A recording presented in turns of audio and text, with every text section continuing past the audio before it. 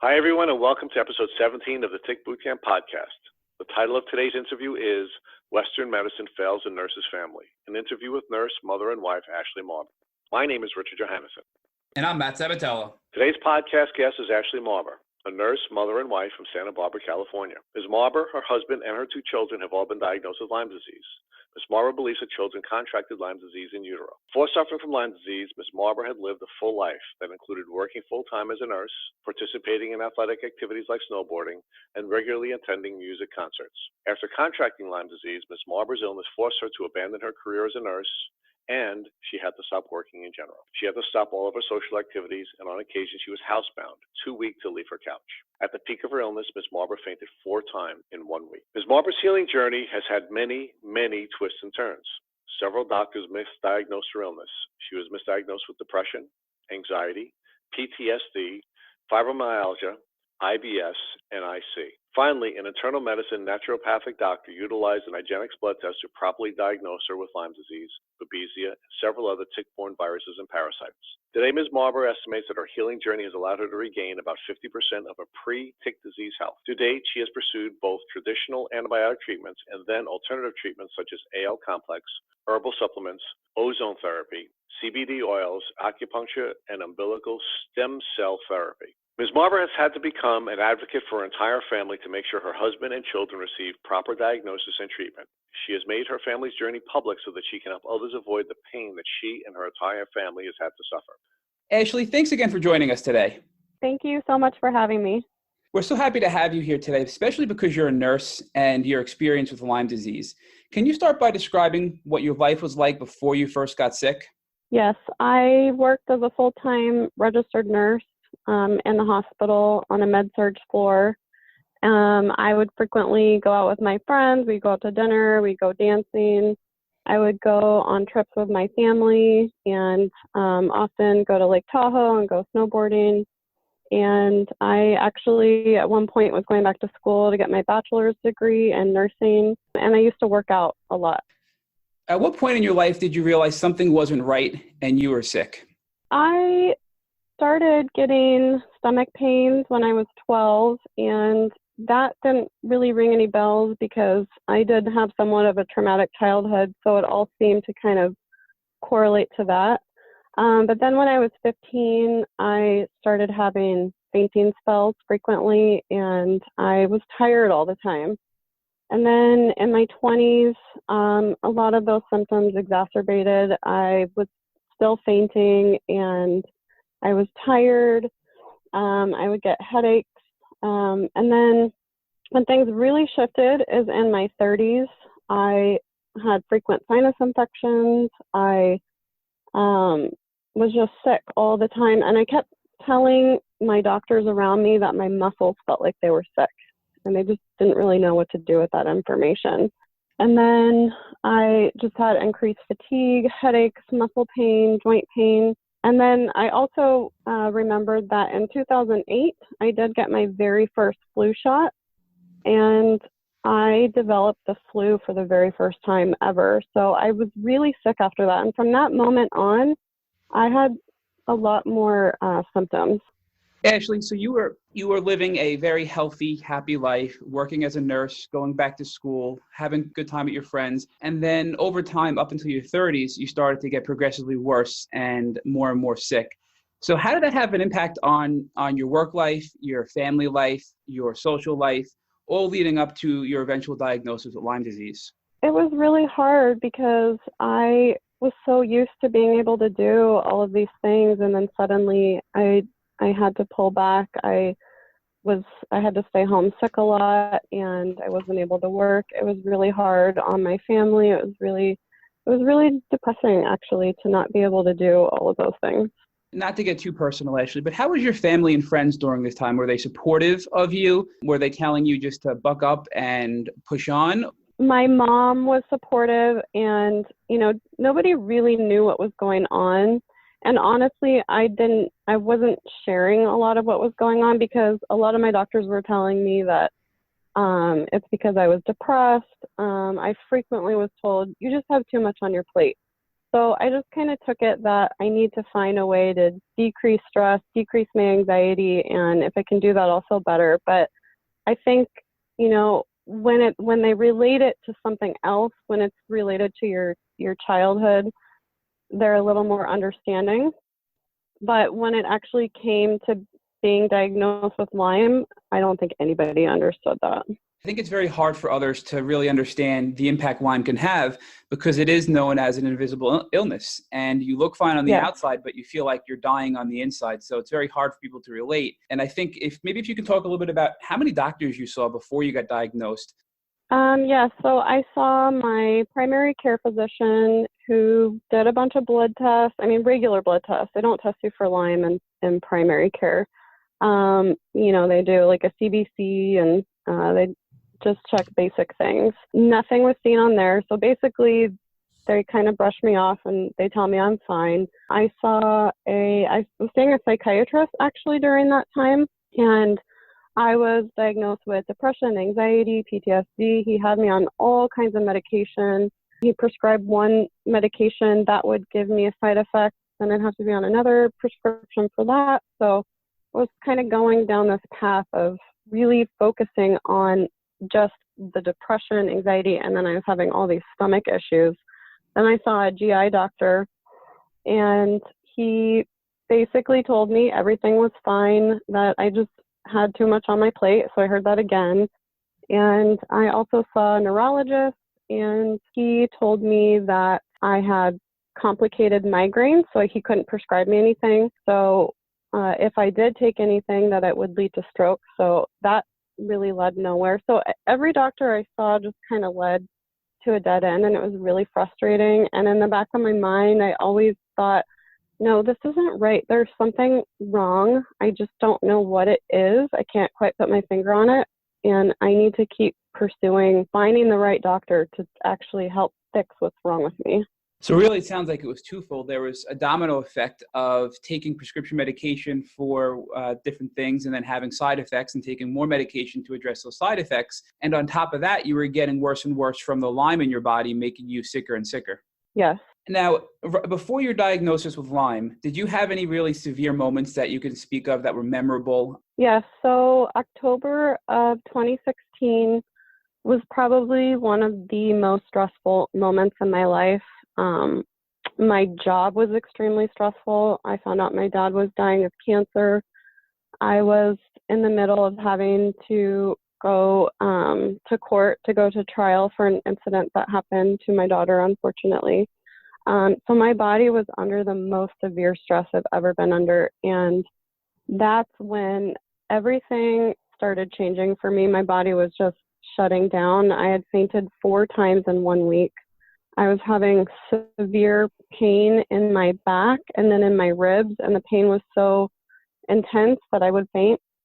And my brain fog was worse. My fatigue was worse. I remember driving home from work and just feeling like I just can't do this anymore. My eyes would burn because I was so tired, and they would water, and I was like, something is not right. It honestly really scared me because I didn't know what was going on. You had multiple stressors going on in your life. You were working as a registered nurse, probably working late hours, night shifts, double shifts. Your father was ill. You were dealing with some legal issues with your daughter. Yes, definitely. I think that had a huge impact on my immune system, which was already fragile. I think it just completely lowered, any antibodies, anything my body naturally produced, just lowered to the point where it allowed the Lyme to fully come out and rear its ugly head and take over. You worked with a lot of peers and colleagues and doctors that have experienced a lot of different unique patients. Throughout your illness, did any of your peers, your doctors, your friends ever think that you could possibly have Lyme disease based on what you were experiencing? No, and unfortunately, a lot of Western medicine doctors don't believe Lyme exists here in California, which has been disconcerting and frustrating. And I even worked in a department right before I got sick, pediatric rheumatology. Looking back now, I see all these kids that had juvenile arthritis, and now I wish I knew then what I know now. I wonder how prevalent it actually is here, but unfortunately not. Nobody came to that conclusion. And when I went back to tell them, they were really surprised. Like my physical therapist, who I had just been working with to deal with all my muscle pain, when I went back to tell him, actually I had Lyme disease, that's what was going on. And his response was, really, I never would have guessed that. So they're not even thinking that. They're not even considering that as an option. We're here in Long Island, New York, where ticks are everywhere, and it's a major problem here, Lyme disease. And I can tell you from my personal experience and people that I've known that have been diagnosed with Lyme, it's pretty similar. Lyme is a great imitator, and it does imitate many, many other diseases. As you noted, you got misdiagnosed with several other things. After October of 2016, you were really, really, really sick. Can you walk us through what happened from that point up until your diagnosis with Lyme disease? Yeah, so I was feeling like, Western medicine was failing me. I'm on all these prescriptions and they were just making me feel so sick. So I decided to go another route. I had just finished reading the book called Clean by Alex Junger, I think is his name. And basically it's talking about how, there's so many pollutants in our food, our water, our air, our clothing. Really clean up your diet and, you'll feel better. And so that led me to the path of seeing a naturopathic doctor. And that's where that's when I actually got a diagnosis of Lyme. One of the very last things he did was give me a Lyme test. And that's how I found out that it was positive. That led me to a Lyme literate doctor here in Santa Barbara, which I'm so thankful for because, like I said, in the medical community here, Western medicine, as a nurse, I wasn't really taught about Lyme. All I knew from my studies is that you get bit by a tick, you have a bullseye rash, you have arthritis and Bell's palsy, and then you take antibiotics and you're better. And that was my perception of Lyme. So I had no idea that it was so much more than that. So then I started seeing my Lyme literate doctor here in Santa Barbara, and actually, sorry to go back, the naturopathic doctor is the one that prescribed doxycycline for me. So I started taking that right before I started seeing my Lyme literate doctor, and that was really hard because the antibiotics were really hard on my system. I was so full of bacteria that my body really was actually worse than it was before. So when I took the doxy, all my symptoms exacerbated. Everything was worse. I felt like I had the worst flu ever combined with the worst hangover ever. I was almost bedridden. I couldn't get up in the morning. It was really hard to get dressed. I didn't go out.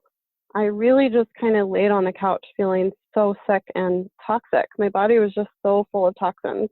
And I didn't know about cleansing and I didn't know about binders yet. I didn't know anything. So I really had to educate myself about what this disease is, what the treatments are, how long it takes to get better. And I just went into research mode and I studied as much as I possibly could to learn everything I could. I think I joined every single Lyme group there is on Facebook. And that really helped me so much. Ashley, I think you brought up two good points, many good points. The first one being that you thought, well, I'll have a bullseye rash, I'll have Bell's palsy, and then I'll get antibiotics, and then I'll feel better. And the first observation I have is that's a very common misconception that you're going to definitively get a bullseye rash if you have Lyme disease from a tick. And that's not true. We know that not everybody gets a bullseye rash. In fact, there are many people that don't. I know myself, I never had the bullseye rash from Lyme disease. And the second misconception is that you're going to feel better as soon as you receive antibiotics. Once that course is over, you're going to feel better. And in the words of my former infectious disease doctor, according to the CDC, you are now cured from Lyme disease. But we know that many people don't get cured and they suffer from chronic Lyme. And the odds are the longer you go undiagnosed with Lyme disease, the higher the likelihood that you're going to have chronic Lyme. And in your case, you went over 25 years being misdiagnosed before you got a proper diagnosis.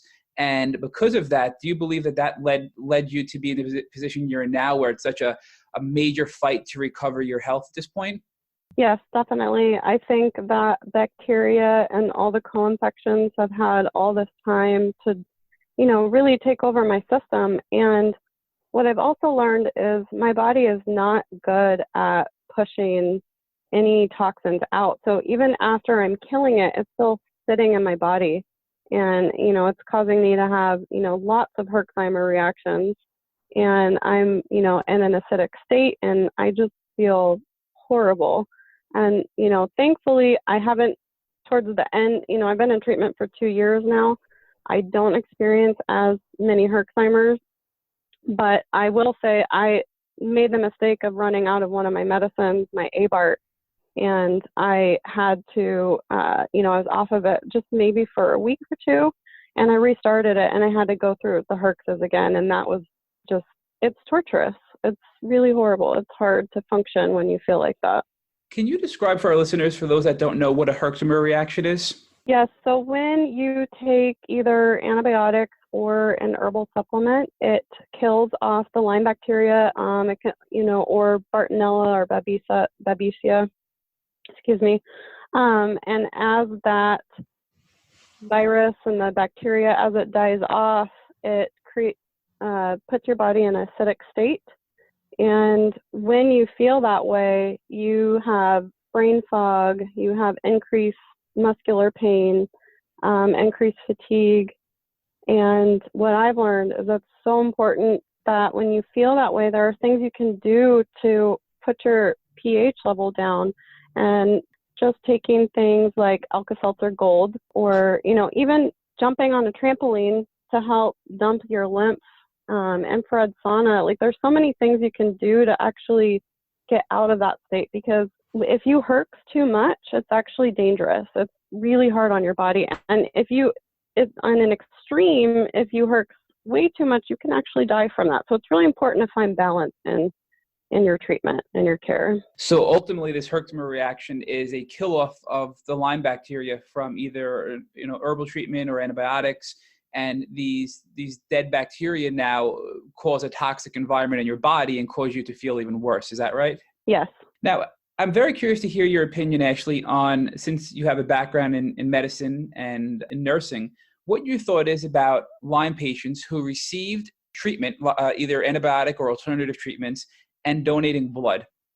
Yes, definitely. The short version of the answer is no. Lyme patients should absolutely not donate blood. And the reason why is because when you donate blood and they screen it, they're only screening for very specific things. They're screening it for HIV, hepatitis, some of those more common serious infections. They're not screening it for Lyme or Bartonella or Babesia. And so when we donate blood, even after we've been in treatment, we still have all of those things in our blood. So we can potentially transfer that to somebody else, and you don't know who's getting that blood. If they're immunocompromised and they get blood that has Lyme or any of those co-infections, they can become really sick. So I personally think it's very dangerous and not a good idea to donate blood. So for the past 2 years, you've been on treatment for Lyme disease, and you've been receiving antibiotics in combination with some herbal therapies to treat the Lyme and other tick diseases that have been put into you from that tick. Where are you today? Are you still being treated with antibiotics? Yes. So I took doxycycline for about a year and a half. And then what happened, excuse me, I developed C. diff. So I had to go off of all prescription medications I was taking because they were wreaking havoc on my stomach and my intestines. And right before I found out I had C. diff, I actually flew to the East Coast, to New Hampshire, to get stem cells. So I had 3 cc's of umbilical cord stem cells. And then from there, I went on all herbal treatments. So I take something called AL complex, which is just as effective in killing off the Lyme, but it's not going to cause my C. diff to come back. So I take a lot of supplements to help support my immune system and help heal my stomach. That's one point I really wanted to make, is that it's really important to heal your gut through all of this because your gut is directly correlated to your brain. And a lot of your serotonin is made in your gut. And when you have Lyme, you tend to have really low serotonin, which can contribute to depression. So that's one thing that's really super important to address if you're suffering from Lyme and you have any stomach issues. So, eating a really clean diet, that's a huge thing that I've been doing throughout this entire journey. I've been, doing a ketogenic diet and, probiotics and really focusing on healing every aspect that this disease has affected in my life. Another thing that I'm doing is ozone. I have what's called interstitial cystitis, which is that you have a protective barrier in your bladder and somehow your body attacks itself, which when they say that's probably Lyme, has broken down that barrier and so my nerves are exposed. So I have frequent painful urination. So I'm working with my Lyme doctor and we're doing ozone every week to try and help heal that part of my body. So the other thing I do currently right now is I'm doing physical therapy to help heal and rebuild my muscles and my nerves. I get a lot of neck and shoulder pain. And then we're also addressing my fatigue. So we're really trying to heal my adrenals, my thyroid, all of that. One thing that really stuck out with what you just described is your stem cell experience with the umbilical cord. Can you give us a little bit of background? Yes. So I had mentioned earlier I joined like every Facebook group because I wanted to know everything about Lyme. So one of the main people that is really good about promoting information and even trying things herself is Nikki Baroni. She's an amazing person. I have so much respect for her. She is the one that was putting information out about stem cells. She lives in Louisiana and she actually also flew to New Hampshire and went and had stem cells, and she also has neurological Lyme and she had an amazing outcome. And the more research I did, the more information I gathered, it seemed like that was going to be my next step. I could not afford to go to Germany and I couldn't afford to go to Infusio in Beverly Hills. So I felt like the quality of stem cells and the way they did it was just as sufficient. I think actually it's the same stem cells they use in Germany. So I decided that I'm going to fly across the country and go and get this treatment that's experimental. And right before I left is when I found out I had C. diff. So I was really, really sick. And then on top of that, I have developed even worse anxiety than I've ever had. I just don't tolerate stress very well anymore. I had a full-blown panic attack the night before I was about to fly out, and I almost canceled everything. And I called my sister, Christy, and I said, I can't do this. I'm too sick. I'm not going to make it. And she really talked me off the ledge. She was like, Ashley, you are strong. You can do this. I believe in you. And I needed that pep talk. And I got my act together. I went to bed. I got up at 4 a.m. My husband drove me to the airport. I got on. I made sure I had a seat next to the bathroom. I made sure I was comfortable. I made it. I did it. So that was the biggest, hardest part at first, was just getting there. I was so scared. Thankfully, my mom came out and was with me and helped take care of me while I was there. The doctor was so nice and explained everything to me. And I have to say, on the East Coast, their understanding of Lyme is so different than it is in California. I get so much pushback over here. People don't know what it is. They don't really believe in it. They don't, they just are not as educated. I was greeted in such a kind, welcoming way with so much understanding and compassion. It just really felt great to be treated like that. So then while I was there, the first day I did the Novothor bed, which is kind of like infrared, but it just goes on a deeper level to your muscles. And it really, that in combination with stem cells is supposed to help the stem cells get deeper into the cells. So I did the Novothor bed every day. The second day I did IV mannitol, which helps open up the blood-brain barrier so that the stem cells go deep into your central nervous system. And I tolerated that fine. My concern with that was that I already have really low blood pressure, and that drops your blood pressure, but it ended up being fine. I didn't have any side effects from it. And then I also did IV laser while I was there. Each color represents something different. It helps with depression. It helps with fatigue. And I did notice it did make me feel better while I was there. Unfortunately, it didn't last after I left. So I was there for a whole week, and great experience. I flew home, and I think that was the first time that my husband had a hard time with my Lyme disease, because I think he was expecting I was going to be better. I was going to come home and we were going to get back to our lives and everything was going to be great. But unfortunately, what happened is I just was herxing nonstop for actually a couple months afterwards. I was actually worse when I got home. I was so sick and tired and in pain and cranky and wasn't sleeping well. My neck pain was worse. My anxiety was worse. Everything just kind of was exacerbated. And I was also thinking, well, maybe I don't have to be on Lyme medication anymore. Well, I was wrong about that too. I still saw my Lyme literate doctor here in Santa Barbara frequently, and I had to go, I couldn't take prescription medication anymore because of the C. diff. So I started taking all of the herbal medication, and we just had to constantly change around my medication because my body would just go, I'd get worse and then I get a little bit better and I get worse and I get a little better. And I really had to focus on detox. That was huge for me because the stem cells were just getting into every nook and cranny of my body and killing off so many things that I really had to, I joke that I became my own patient. I really had to learn what that meant to take care of myself. And if I can't take care of myself, I can't take care of anybody else. So I really had to kind of take that time and just heal. And that was hard. That was one of the hardest times, I think, in this journey, was going through that.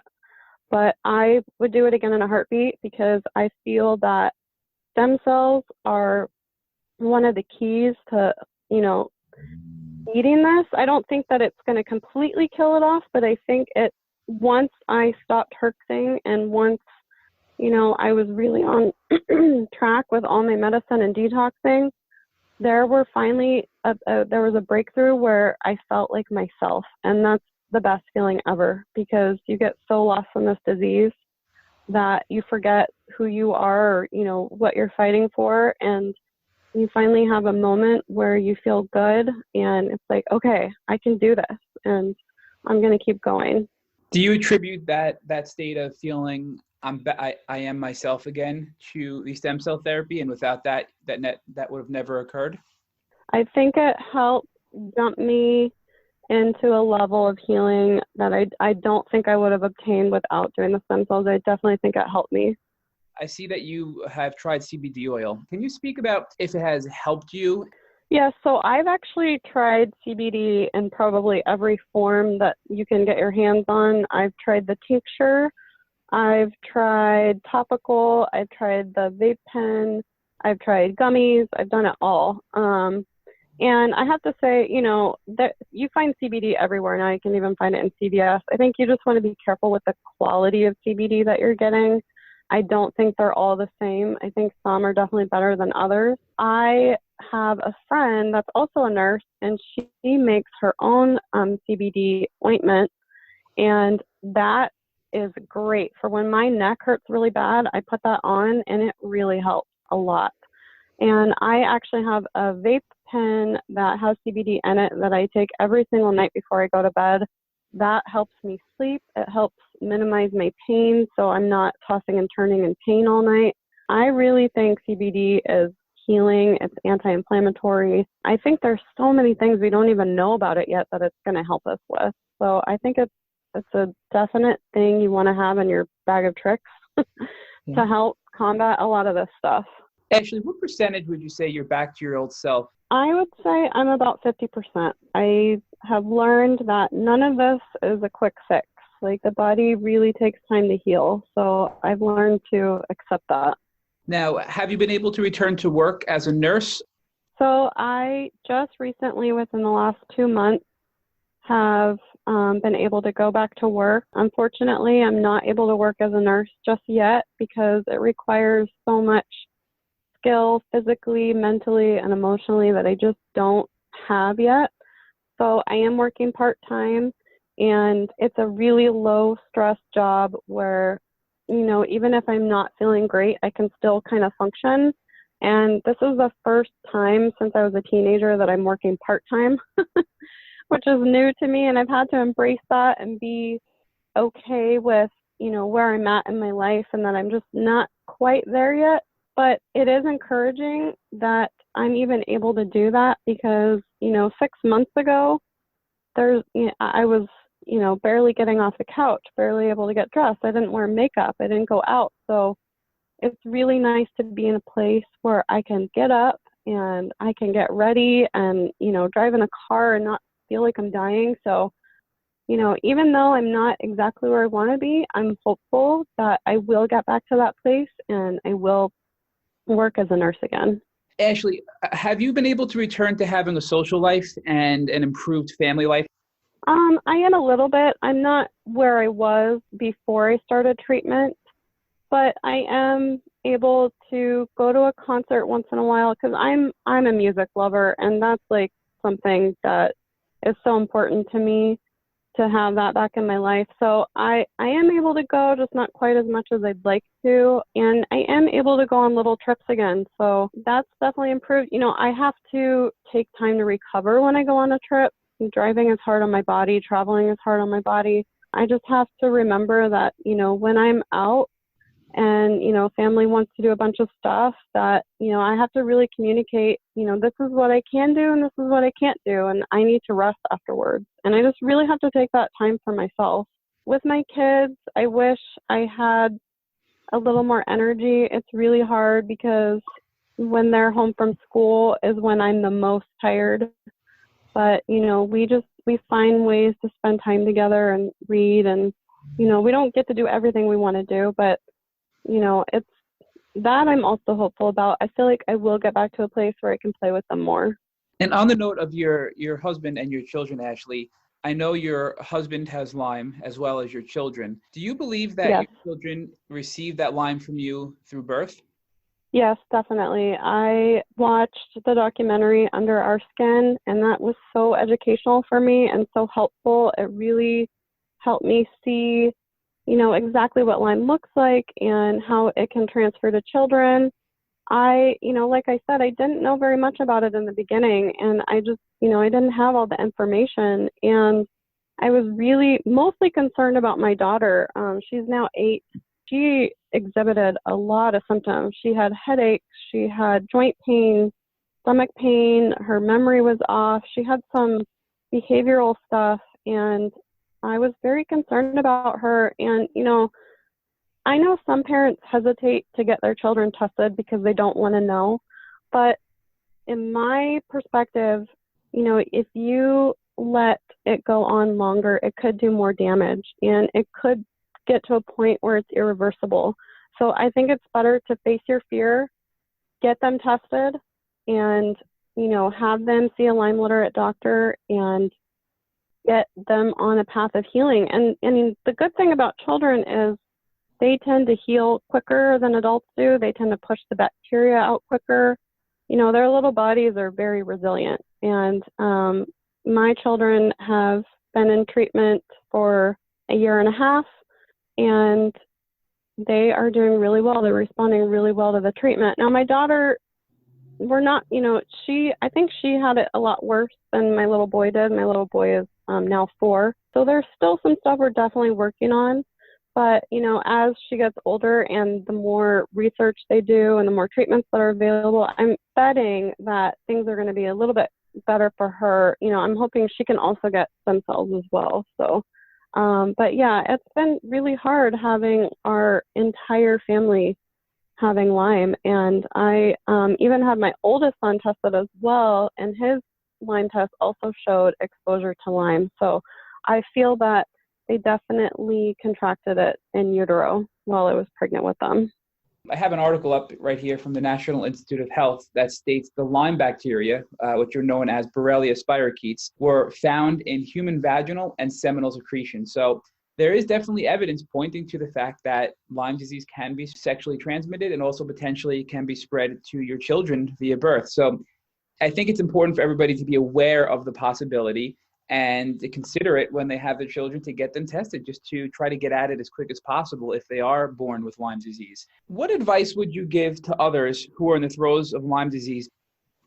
I think one of the biggest lessons I learned is that, yes, you are fighting for your life, and yes, your body is at war, but fighting against the Lyme is something I had to stop doing. I had to surrender to it. I had to accept it, that this is who I am, this is where I'm at in my life, and really focus on holistic healing. I think Lyme is more than just killing the bacteria. I think that, there's some emotional healing that needs to happen, and, finding peace in your life. And, I know there's a lot of cheesy sayings about, being thankful and all of that, but I really wholeheartedly believe that, through all the hard stuff, if you can find the things that you're appreciative of and that you're thankful for, it definitely gets you through the hard parts of it. I also think having a Lyme group is really important. I started one here in Santa Barbara because I just noticed there was a lack of support here, and now I have 50 people in my little Lyme group here in Santa Barbara, and we meet once a month. And just having somebody else that understands what you're going through really, really help, with the depression and the loneliness and the isolation. So just finding somebody to talk to who understands, I think, is really helpful. Now, on the flip side, what advice would you give to others who are not sick? It's really important to, first of all, if you're hiking or you're out in nature, be really aware of your surroundings, be aware of ticks, and doing tick checks, not just on you, but, your animals, and then how to properly remove a tick without exerting the bacteria into your body if you pull them out the wrong way. And then if you are bit by a tick, whether it leaves a bullseye rash or not, prophylactic treatment with antibiotics, I think, is really important. If you can catch it in that really early stage, you might actually cure it, because once it's in your system for a certain amount of time, it does go chronic, and then it's just really hard to fight it from there. And another thing is not just going to your regular primary care physician, but finding a Lyme literate doctor, I think, is also crucial, in that they're going to have the most understanding, that they're specializing in Lyme. So you want to go to somebody that really understands proper treatment. Thank you for joining us today and sharing your story with all of our listeners. We know that your experiences will definitely help countless people that are listening to this podcast, and we can't thank you enough for joining us. Thank you so much for having me. I really appreciate it. Thank you for listening to the Tick Bootcamp interview with Ashley Marba. To our listeners, we have, as always, a call to action. First, if you would like to learn more about Ashley Marba and her family's tick disease journey, please visit her Instagram at Ashley Marba, or email her at ashleymarba@hotmail.com, or you can visit her Facebook page at facebook.com/ashley.marba, ASHLEY.MARBA. Second, if you enjoyed this episode of the Tick Bootcamp podcast interview with Ashley Marba, please share it with your friends by using the social media buttons you will see at the bottom of the post. Third, please don't forget to subscribe to this podcast on iTunes, Google Play Music, or Spotify to get the automatic episode updates for the Tick Bootcamp podcast. And finally, please take a minute to leave us an honest review and rating on iTunes or on our website. This is a new effort on our part, and we could really use your help so that we can create a podcast that you would like to listen to. We make it a point to read every single one of your reviews. Thank you for listening.